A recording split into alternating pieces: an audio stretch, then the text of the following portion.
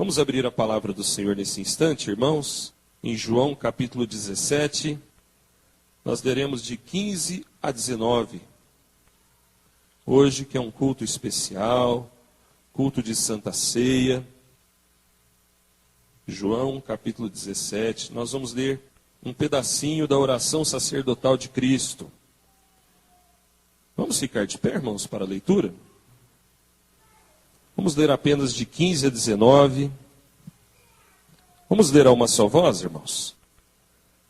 Não peço que os tires do mundo, e sim que os guardes do mal. Eles não são do mundo, como também eu não sou. Santifica-os na verdade. A tua palavra é a verdade. Assim como tu me enviaste ao mundo, também eu os enviei ao mundo. E a favor deles eu me santifico a mim mesmo, para que eles também sejam santificados na verdade. Amém. Pai, obrigado por tua palavra que foi lida. Obrigado, Senhor Deus, porque a tua palavra não volta vazia. Porque a tua palavra, Senhor Deus, é real, é eficaz, é mais cortante que uma espada de 2 fios e penetra no mais íntimo do nosso coração. Que a tua palavra nos fortaleça, que a tua palavra nos guarde, que a tua palavra nos edifique, que a tua palavra fale conosco de uma maneira especial, ó Pai. Obrigado, Pai amado, em nome de Jesus, amém. Podeis assentar, irmãos. Meus irmãos, essa é a intercessão do Filho de Deus. Jesus intercede por nós, diz a palavra. Nós vimos isso hoje lá em 1 de João, capítulo 2. Ele é o nosso advogado junto ao Pai. E aqui na oração sacerdotal ele estava intercedendo por aqueles irmãos, mas estava intercedendo também por nós. Meus amados, esses eram momentos finais da vida de Jesus. Momentos que antecedem a sua prisão, como você pode observar aí no capítulo 18, a prisão de Jesus. E a partir daí, Jesus entra numa fase, num momento dos mais difíceis do seu ministério terreno. Ele vai ser traído, ele vai ser humilhado, ele vai ser chicoteado, e ele vai no final padecer na cruz até a morte, pagando ali o preço do nosso pecado.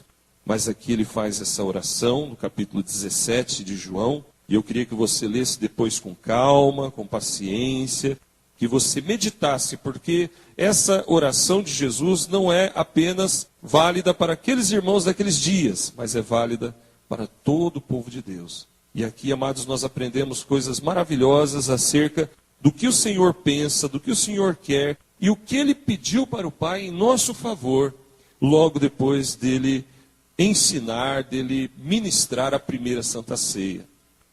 É interessante a gente pensar assim. Jesus faz a primeira Santa Ceia, ele estipula, ele dá esse sacramento, depois ele ora, acontece algumas coisas, entra aqui a mensagem dessa noite, ele faz essa oração e depois ele vai ser traído e morto. É interessante, irmãos, que nessa oração de Jesus, veja a riqueza desse texto. Ele ora por sua própria glorificação, versículos 2 e versículo 5. Ele ora pela proteção dos crentes, versículo 11. Ele ora pela santificação dos crentes, 17. Ele ora pela unidade dos crentes, 21 a 23. Ele ora também, irmãos, pela glorificação definitiva dos crentes, versículo 24. E é uma intercessão por aqueles que vão formar a igreja.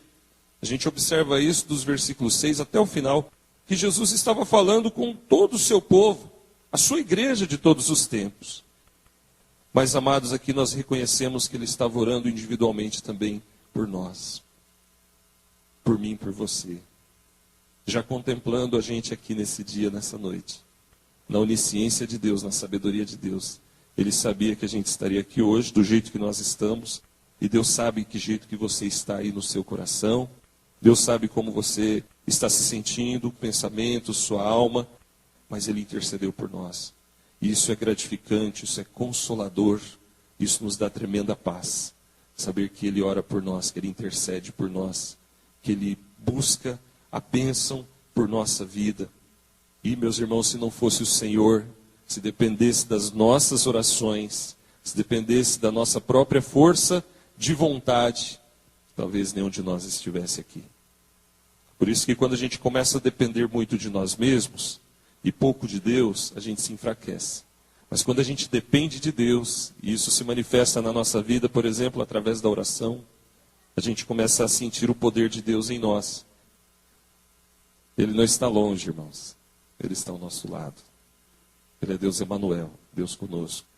Então, meus queridos, seja qual for o seu dilema, seja qual for a sua luta, talvez você se sinta assim também atribulado e de espírito pensando, mas é meio difícil tal coisa acontecer.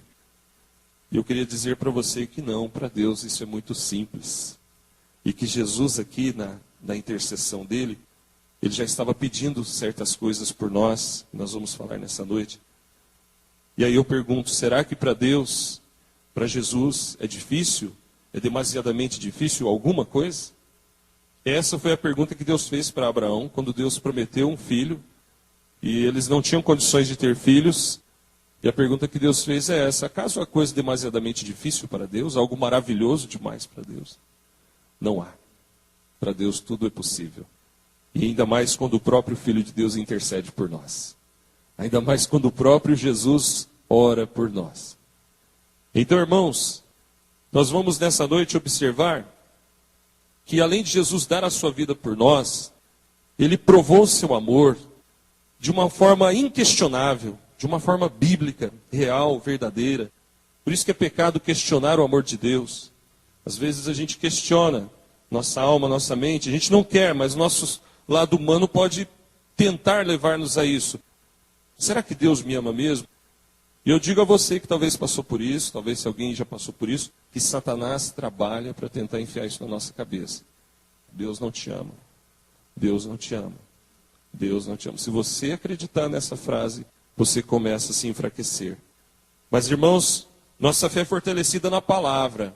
E a palavra revela que Jesus nos ama. Não somente isso já bastava, morrendo por nós, mas também intercedendo por nós. Ele se preocupou conosco, mesmo sabendo tudo que iria acontecer com ele. Mesmo sabendo quem nós somos, ele se preocupou conosco. Ele orou por nós, ele intercedeu por nós. E então, amados, esse amor de Deus é inquestionável. Diga comigo, por favor, o amor de Deus é inquestionável. Fortaleça sua fé nisso, irmão. Isso vai te ajudar a prevalecer nas horas mais difíceis da vida. E virão. As lutas virão. Nesse mundo teremos aflições. Mas é a confiança no amor de Deus, amados, que nos dá força. Que nos dá a vontade de continuar caminhando. Que nos dá ânimo no meio da tempestade. Eu fiquei pensando aqui naqueles furacões lá de Oklahoma. E quando passa um verdadeiro furacão assim, arrebentando com tudo, hein? Mas, meus irmãos, é preciso que a gente, nessas horas de dificuldade, que a gente se lembre que Deus nos ama, que Jesus nos ama, que Ele está conosco mesmo no meio da tempestade. E é por isso que Ele ora e Ele intercede por nós. Vamos observar então o que Jesus falou nessa oração. Ele fala para Deus: não peço que os tires do mundo, e sim que os guardes do mal. Eles não são do mundo, como também eu não sou. Jesus pediu aqui, amados, na sua oração, que Deus nos livre do mal. Por que não peço que os tires do mundo? Seria tão bom Deus nos levar logo para o céu, não é? Mas tem um tempo. Jesus olhou para aqueles seus discípulos e sabia que eles tinham muito o que fazer ainda. Ele certamente olha para nós e sabe, amados, que nós temos muita coisa para fazer ainda por Ele, para a glória dEle, na sua obra, na nossa existência. Nós não sabemos quanto tempo temos ainda, mas sabemos, irmãos, que essa frase serve perfeitamente para nós. Deus só vai nos tirar do mundo quando chegar a hora. Então Jesus diz: não peço que os tires do mundo, Pai, mas que os guardes do mal. Então, meus queridos, Jesus ora por nosso livramento. Livramento do mal. Repita comigo: livramento do mal. Amados, nós temos que passar por esse mundo. É um mundo de trevas. É um mundo de pecado. É um mundo de dor. O sorriso no rosto desse povo, irmãos, é só superficial. É pura dor e sofrimento uma vida sem Deus. Onde chega uma vida que não tem Deus? Onde chega uma vida que não está debaixo dessa oração intercessória? Senhor, guarde-os do mal. Guarda esse meu filhinho do mal. Onde chega uma vida que se lança de peito aberto ao pecado, ao mal? É só tristeza, é só morte, é avassalador. O pecado vem como um furacão e acaba com a vida da pessoa, destrói completamente. Mas ele tem um poder de sedução e algo que parece um anestésico que faz com que a pessoa fique cega. A pessoa fica cega e não percebe que está se autodestruindo. Então, meus queridos, a palavra de Deus é clara no versículo 16. Nós não somos do mundo. Você não é do mundo, eu não sou do mundo. Se nós somos de Deus, nós não somos mais deste mundo.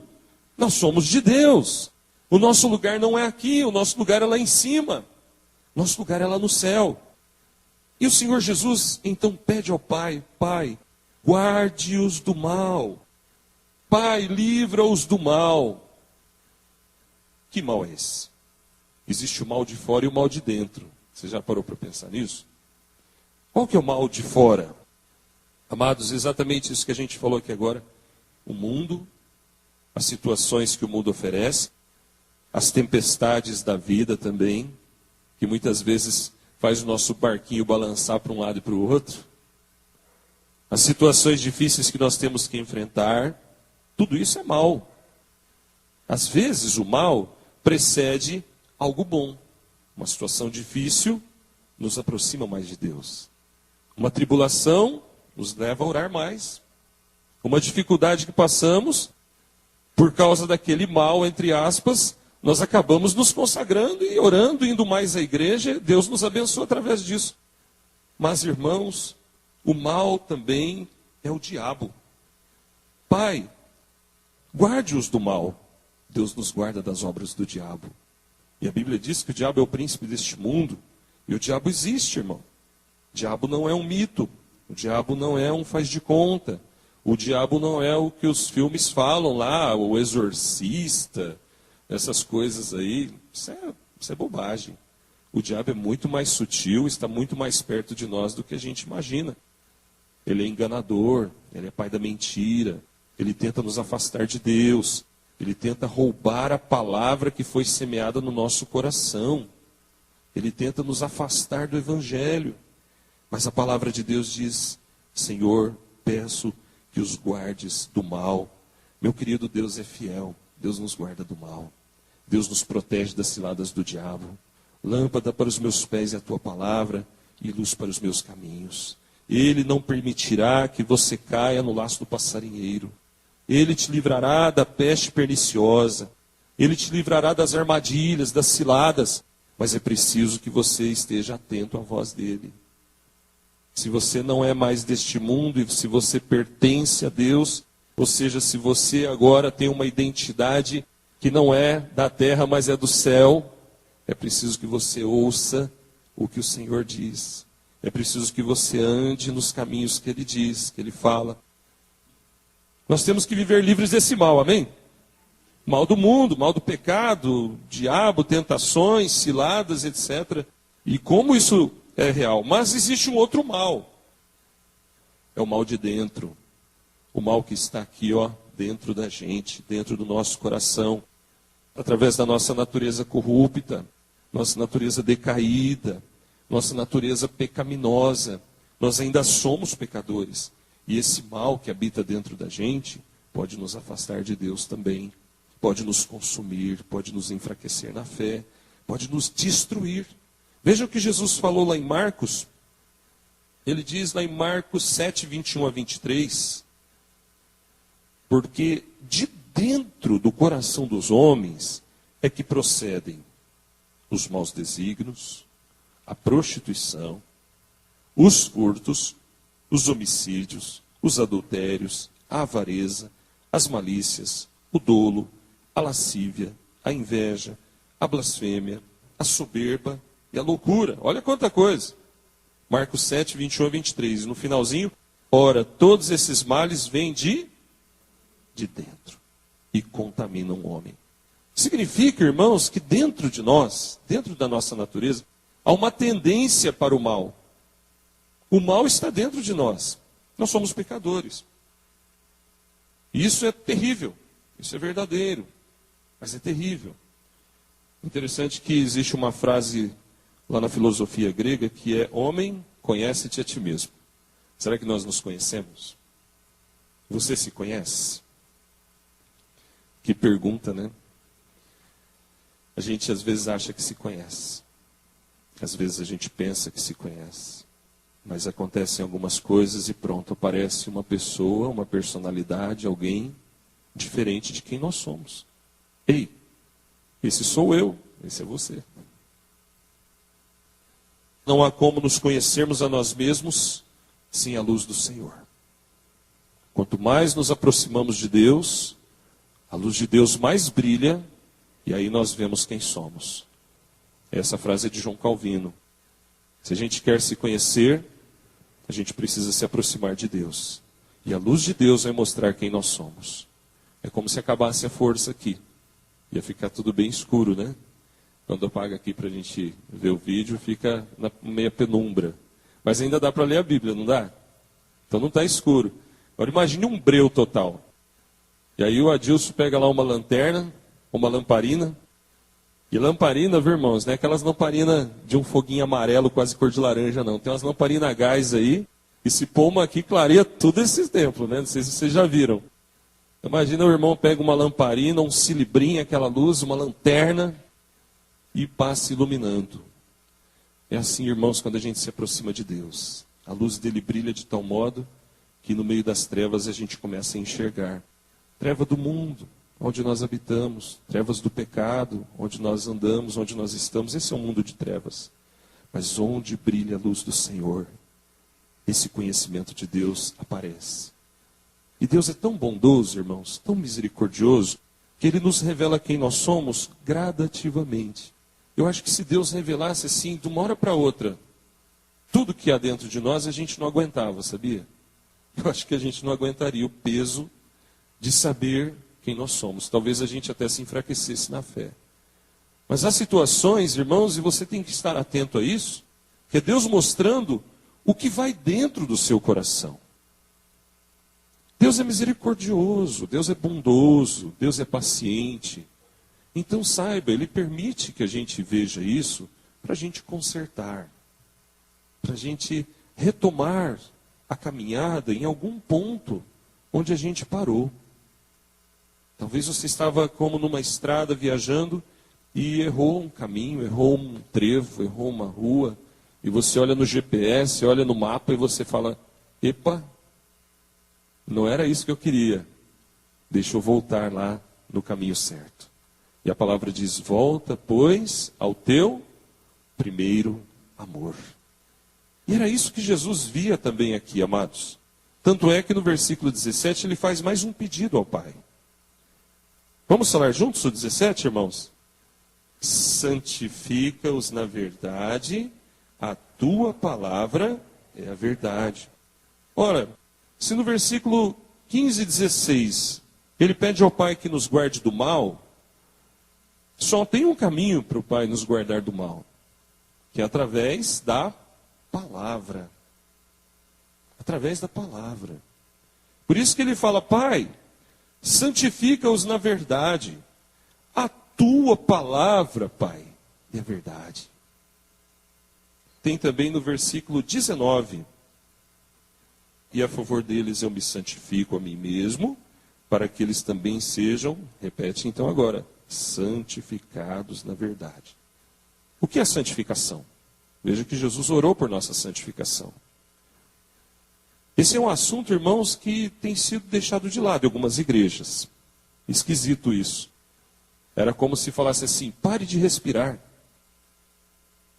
É como se ao entrar na igreja você recebesse alguma coisa, um esparadrapo, né?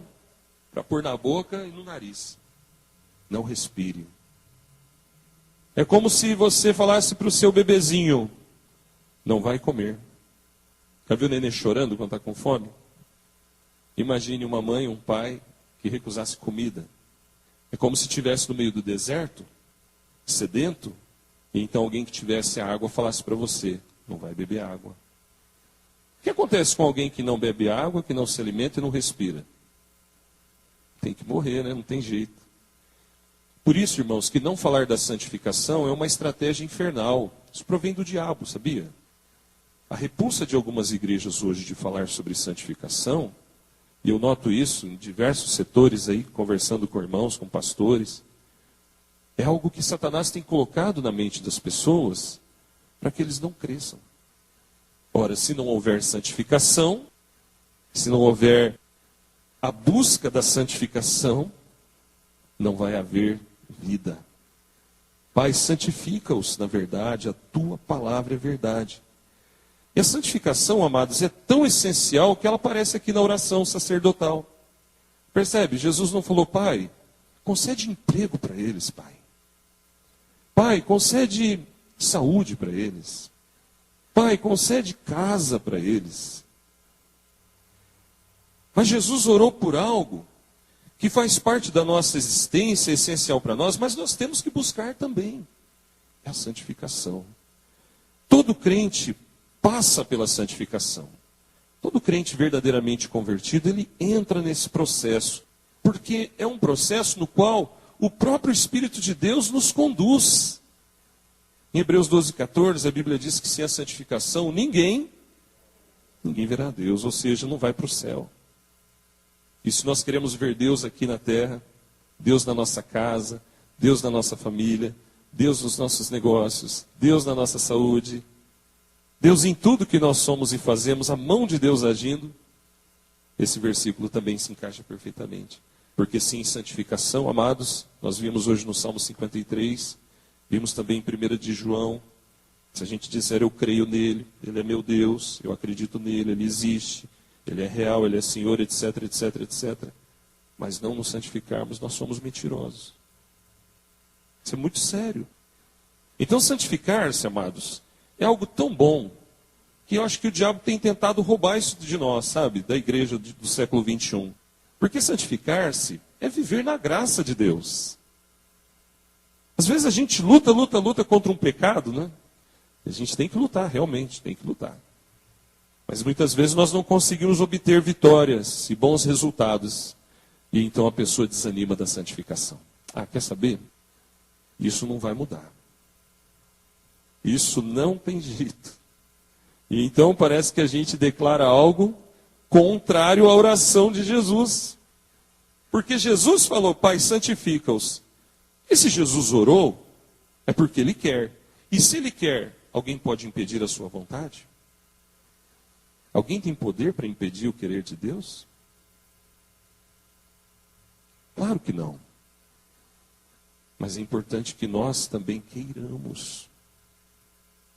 Se você quer, saiba que Deus quer antes de você, antes de mim. O problema é quando a gente não quer. O problema é quando Deus quer e a gente não quer. Então, lembra aquelas figuras? A pessoa está sufocando e Deus fala, tira esses esparadrapos da boca, você vai respirar. Não, filho, tá bom sim. Não tô aguentando, tá bom. Está morrendo de sede, boca seca. Aí Deus pega uma água geladinha, igual os diáconos deixam aqui essa água abençoada, né, para o pastor. Aí a pessoa olha assim e fala, eu sei que vai resolver meu problema, mas eu não quero não. Vou ficar com sede. Tem essa água cristalina, maravilhosa, limpinha, mas eu acho que eu vou preferir aquela água suja do pecado, aquela água de cachorro, de porco, aquela água, né, que... misericórdia, aquela água podre. Vou tentar matar minha sede com aquilo ali. Não sei se você lembra da parábola do filho pródigo. Era bem isso que ele estava fazendo, deixando a casa do pai e buscando satisfazer seu coração e outras coisas. Veja, irmão, santificar-se não é algo pesaroso, ruim, não, é bom. é viver na graça de Deus, é purificar-se sim dos pecados, é buscar viver uma vida reta perante o Senhor, que é isso que Deus quer para nós. Mas, amados, é tão bom quando a gente percebe isso, o poder, a transformação que vem, a alegria que é não tomar a forma do mundo, mas tomar a forma de Cristo. Então, amados, ser santo não é ser alienado. Ser santo é ser separado por Deus. Ser santo é viver uma vida que foi consagrada a Deus. Ser santo, amados, é algo que exige de nós renúncia. Nós temos que dizer não para nós mesmos. Temos que dizer não para o nosso eu. E aí entra a nossa dependência de Deus. Não há como receber essa bênção do versículo 17, se nós não dependermos do Senhor, no sentido de buscar o seu poder, e no sentido também de falar, Senhor, eu abro mão da minha vontade para fazer a tua. Isso é santificação. Olha, eu poderia fazer tais coisas, mas eu não vou fazer, porque isso não agrada ao Senhor. E a Bíblia conta a história de José, tinha tudo para fazer o pecado e não fez, por amor a Deus. A Bíblia nos conta também de Daniel, que foi lançado na cova dos leões, porque amou o Senhor e obedeceu o Senhor. Então, meus queridos, muitas vezes nós vamos nos ver em situações assim. Está tudo muito fácil. É só pegar. Ninguém está vendo. Opa! Quem disse que ninguém está vendo? Deus está vendo. Deus está observando. O que você faz, por exemplo, se você achar uma caneta aí no banco da igreja? Você põe no bolso, achado não é roubado. Ou na escola. Se você vê na rua cair do bolso de alguém uma nota de R$2, a gente devolve, né? Isso foi uma de 100. Aí a tentação vem, ó, cuidado. Vai chegar um dia, que lá no seu trabalho, vão dizer para você assinar um documento falso. Vai chegar um dia em que vão te convidar para fazer uma negociata suja. Você vai ter a proposta de ganhar dinheiro. Vai chegar um dia em que a mulher do outro vai dar bola para você. Ou uma moça aí, uma jovem qualquer, querendo destruir a vida de um moço crente. E no mundo isso é tão normal, não é, irmãos? O pecado é tão fácil, é tão comum. Mas lembremos da palavra de Deus, amados, onde Jesus ora por nossa santificação. Hoje em dia a gente vê que igrejas têm sofrido um tipo de esvaziamento por causa do pecado. Talvez porque muitos irmãos não aprenderam o valor necessário da santificação, e então vem o pecado e tira a pessoa da igreja. Chega um momento de crise, um momento da decisão. Quem que você vai escolher, Deus ou o pecado? E nós estamos aqui porque escolhemos a Deus. Mas, amados, é porque nós estamos debaixo da intercessão de Jesus.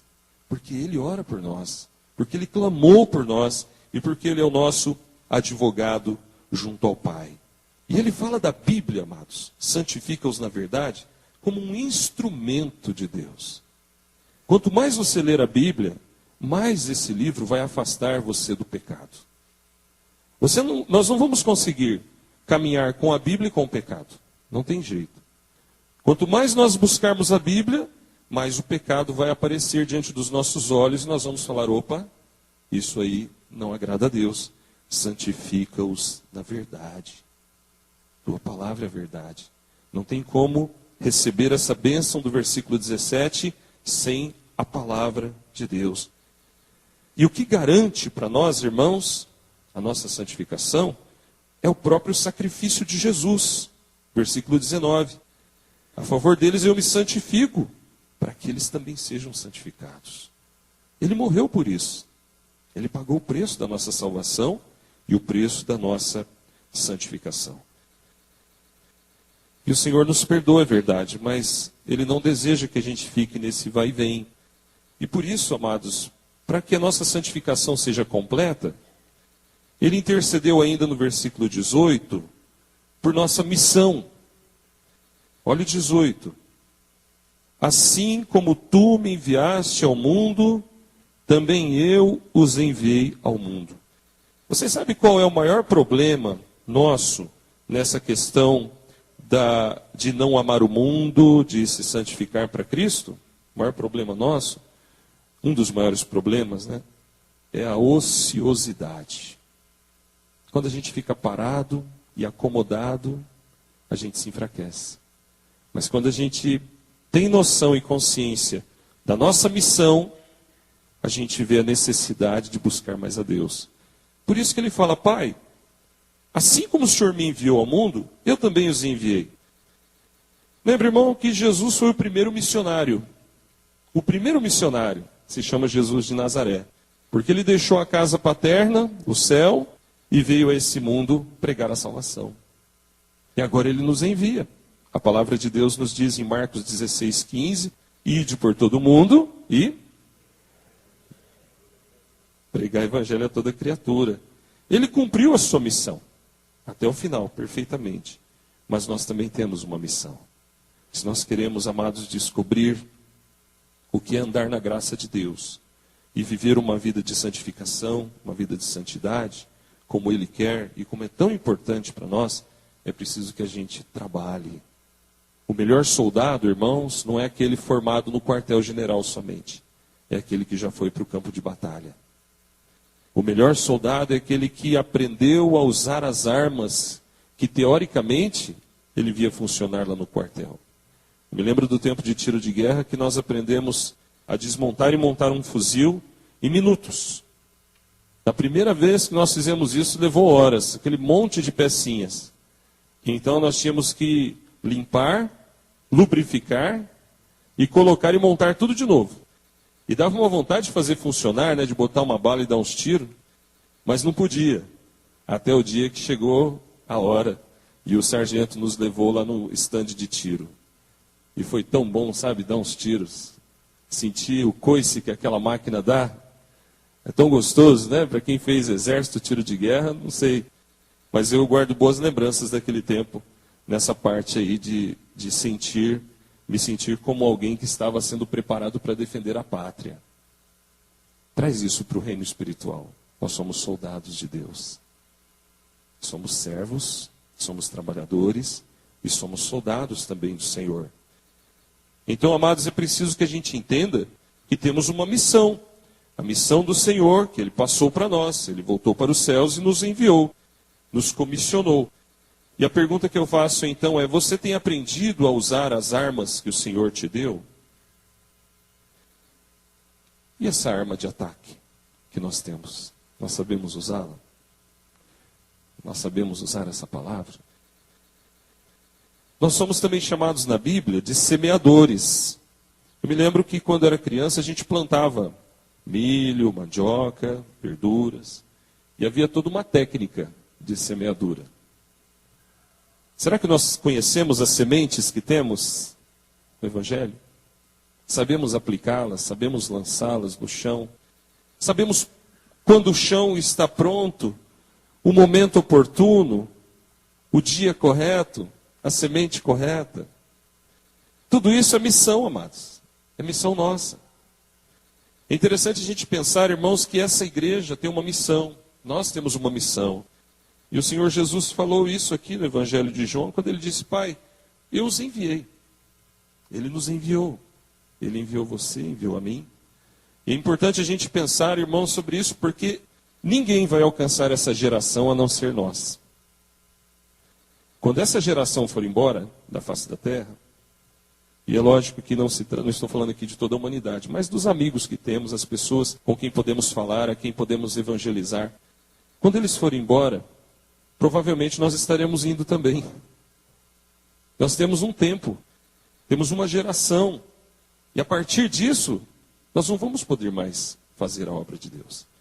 Por isso, meus irmãos, é importante nós entendermos que nessa igreja, nesse lugar, você tem um papel a desempenhar. Você não pode se acomodar em só receber, receber, receber, receber. Você tem que praticar e transmitir. Sabe, descubra o que Deus quer que você faça. Foi tão bonito ver aquele grupão aqui na frente. Foi não, está sendo. Está sendo bonito ver os irmãos aqui cantando. A gente sabe que demanda tempo, né? Ficaram aí no ensaio até meio-dia, mais ou menos, não foi isso? O trabalho de Deus é assim. Quantas e quantas horas esse coral passa ensaiando? É obra de Deus, plenitude. E aqueles que querem ser líderes, ser pastores, passam 4 ou 5 anos estudando teologia, se preparando. Isso é trabalho, demanda esforço.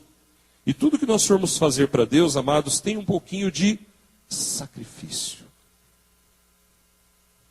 Porque isso é agradável a Deus. Isso é culto. Culto não é só aqui, quando acabou o culto, não. O culto é a vida. Envolve um pouquinho de sacrifício, demanda esforço, demanda tempo, mas é essa a nossa missão. E se você quer crescer, se você quer se desenvolver na graça de Deus, no poder de Deus, então trabalhe para Deus. Descubra o que Deus quer que você faça. Ore a Deus. E nós teremos esse ano, irmãos, eleição para presbíteros e diáconos.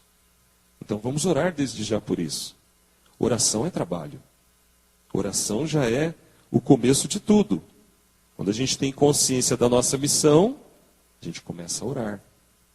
A gente sabe que, dentre tantas coisas que nós podemos e devemos fazer, uma das mais nobres e práticas é falar com Deus. É estar na presença de Deus.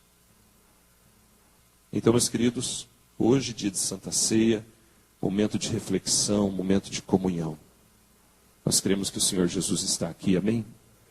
Ele está aqui ministrando a Santa Ceia.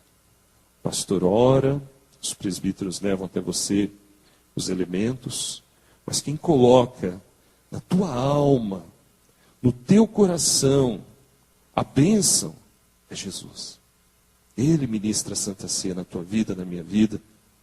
Então creamos, amados, que Ele quer que nós sejamos abençoados por Deus dessa maneira. E que a intercessão de Jesus alcance nossos lares, nossas vidas, nossos corações. Mesmo que a gente esteja passando aí por um vendaval. Mesmo que a gente esteja passando por uma tempestade na nossa casa. Como o irmão Euseu, como a dona Zilda, como tantos irmãos que têm sofrido. Priscila, estivemos lá ontem com a Priscila. Então, queridos, nós não sabemos o que virá, as lutas que virão, mas uma coisa sabemos, Deus estará conosco. Amém, amados? E Ele está. Lembre que quando Ele ora aqui pelos seus discípulos, Ele já sabia que Estevão ia ser apedrejado, Tiago ia passar pela espada, Paulo seria decapitado. E assim, amados, todos os apóstolos, ou quase todos, nós não temos muitas informações do que aconteceu com cada um dos 12, mas provavelmente todos foram martirizados. Lembremos, amados, que na nossa caminhada as lutas virão, mas Ele orou por nós e Ele intercede por nós. Então, se você já é de Deus, se alegre, regozije-se, irmão, porque o Senhor Jesus se agrada de ti, intercede por ti, e a benignidade dele está sobre a tua vida. E Ele ampara você, você pertence a Ele, você é dele. Mas se você tiver dúvidas, se você tem dúvidas acerca disso, se você é de Deus ou não, que você nessa noite entregue sua alma nas mãos do Senhor. Que você nessa noite se coloque diante do Senhor como um servo que quer receber essas bênçãos dele. E eu queria convidar a igreja para nós ficarmos de pé e fazermos uma oração em conjunto. Em voz audível, eu vou falar, eu queria que os irmãos repetissem essa oração, que é uma oração de entrega. Todo mundo ora, porque isso se encaixa na vida de cada um de nós. E talvez alguém que ainda não entregou sua vida a Jesus, tem mais essa oportunidade. E não despreza a sua oportunidade. Entrega o teu caminho ao Senhor, confia nele, e o mais Ele fará. Então feche os seus olhos, repita comigo: Senhor Jesus, eu te peço perdão por meus pecados, suplico a tua misericórdia, entrego minha vida a ti e declaro que tu és o meu Senhor, meu Salvador. A minha vida é tua, Senhor. Meu coração é teu. Eu me entrego a ti, Senhor. E a partir de hoje, tudo que eu fizer será para a tua glória. Me ajude, Senhor, eu te peço. Me fortaleça, Senhor, para que eu vença as minhas fraquezas, para que eu vença o mundo, para que eu vença o diabo, pois o teu poder está sobre a minha vida. Santifica-me, Senhor, me ajuda a caminhar. Eu declaro, Senhor, tu és o meu Senhor, tu és o meu Salvador. E eu te peço, Senhor, toma-me em teus braços, segura as minhas mãos, me ajuda na caminhada, Pai. Em nome de Jesus. Amém.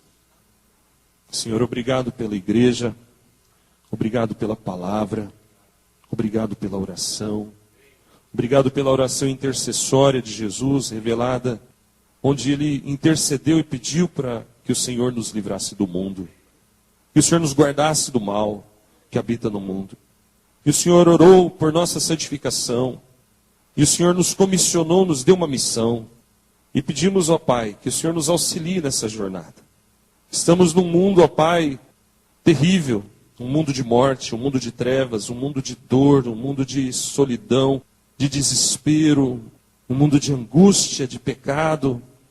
Ó Pai, mas sabemos que o Senhor está conosco. Obrigado porque o Senhor Jesus intercedeu por nós e porque Ele é o nosso advogado.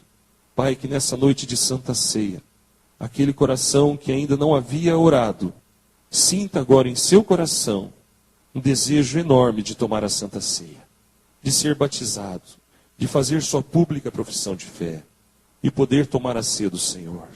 Ó Pai, aquele que estiver passando por lutas, que nessa hora, se ainda não entregou alguma coisa a Ti, que entregue, ó Pai, para que possa também tomar a ceia do Senhor em santidade. E muito obrigado pela vida do Teu povo, Pai, por Tua igreja perseverante, ativa, esforçada, a Tua igreja que se santifica na verdade, a Tua igreja, Senhor Deus, que tem vencido o mal, ó Deus, a Tua igreja que tem entendido, compreendido a grandiosidade dessa missão, onde cada coisa que fazemos, cada ato que fazemos para a Tua glória, Pai, é observado por Ti e tem a Tua bênção. Abençoa, Senhor Deus, os ministérios da igreja, os departamentos, os oficiais, as crianças, os adolescentes, os jovens, os homens, as mulheres, os senhores, as senhoras. Cuida de cada um, ó Pai. Pai amado, abençoa os lares que compõem essa igreja. Ó Pai, que a Tua glória se manifeste ali também, trazendo paz, trazendo comunhão, trazendo amor, trazendo cura das emoções, cura dos relacionamentos. Ó Deus, se houver um casamento em crise na Tua casa, que essa crise caia por terra em nome de Jesus. Se houver algum casamento caminhando para um divórcio, Pai amado, nós clamamos por Teu sangue nessa hora e repreendemos toda a obra do inimigo e pedimos que o Senhor quebre o jugo e despedace a lança do inimigo, ó Pai, e que todos os lares permaneçam unidos e firmes no Senhor. Pai amado, obrigado, Senhor, porque Tu és o nosso escudo, Tu és o nosso sol, Tu és a nossa água, Tu és o nosso alimento, Tu és, ó Deus, o nosso Pai, o nosso Deus. Em nome de Jesus é que oramos, ó Pai. Amém. Amém. Podeis assentar, irmãos. Nós vamos passar para o momento da Santa Ceia. Convido